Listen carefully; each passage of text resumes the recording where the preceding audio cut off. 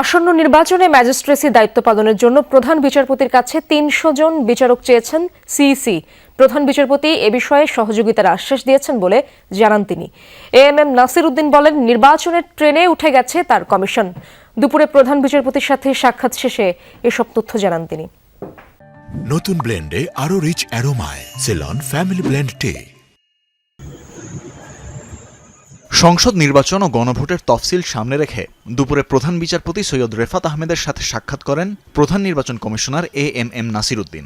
সেখানে ত্রয়োদশ সংসদ নির্বাচনে দায়িত্ব পালনের জন্য প্রধান বিচারপতির কাছে ৩০০ জন বিচারক ও সুষ্ঠু নির্বাচনের লক্ষ্যে বিচার বিভাগের সহযোগিতা চান সিইসি। প্রধান বিচারপতিও নির্বাচন কমিশনকে সহযোগিতার আশ্বাস দিয়েছেন।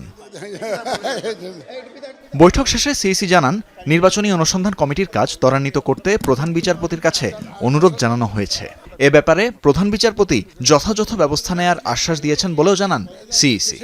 ইলেকট্রাল ইনকোয়ারি কমিটির যাতে ওনারা ডেপ্লয় করবেন আমাদের শিডিউল ঘোষণার সাথে সাথে এই কাজটা যাতে ত্বরান্বিত করেন উনি, সেটা ওনাকে একটু রিকোয়েস্ট করেছে। চলতি সপ্তাহেই তফসিল হয়ে যাবে বলেও জানান প্রধান নির্বাচন কমিশনার। যে লোকজন দেওয়ার কথা আছে, ডেপ্লয়মেন্ট আছে, ওই ব্যাপার বলতে ওনারা যথাযথ ব্যবস্থা নিচ্ছেন এবং নেবেন, কোনো অসুবিধা হবে না, এটা ইস্যুর করেছেন।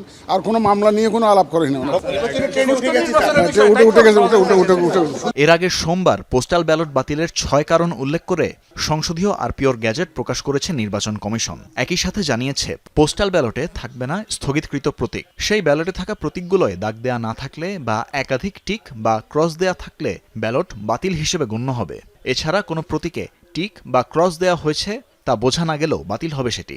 গণনা শুরুর আগে রিটার্নিং অফিসারের কাছে না পৌঁছালে, আদালত প্রার্থী তালিকায় পরিবর্তন আনলে, ঘোষণাপত্রে ভোটারের সই না থাকলে সেই ব্যালট বাতিল বলে বিবেচ্য হবে। সংশোধিত আরপিওতে উল্লেখ করা হয়, পোস্টাল ব্যালটের জন্য রিটার্নিং অফিসারের কার্যালয়ে ভোট কেন্দ্র হিসেবে ধরা হবে। এছাড়া ব্যালট গণনায় রিটার্নিং অফিসার, একজন প্রিজাইডিং অফিসার ও কয়েকজন পোলিং অফিসার নিয়োগ দেবেন। এদিকে তফসিল ঘোষণার জন্য চূড়ান্ত হয়ে গেছে সিইসির ভাষণ। বুধবার রাষ্ট্রপতির সাথে সাক্ষাৎ শেষে সন্ধ্যায় কিংবা বৃহস্পতিবার ত্রয়োদশ জাতীয় সংসদ নির্বাচন ও গণভোটের তফসিল ঘোষণা করা হবে বলে নিশ্চিত করেন নির্বাচন কমিশনার আব্দুর রহমান এল মাসুদ। তানভীর মৌসুম, যমুনা নিউজ, ঢাকা।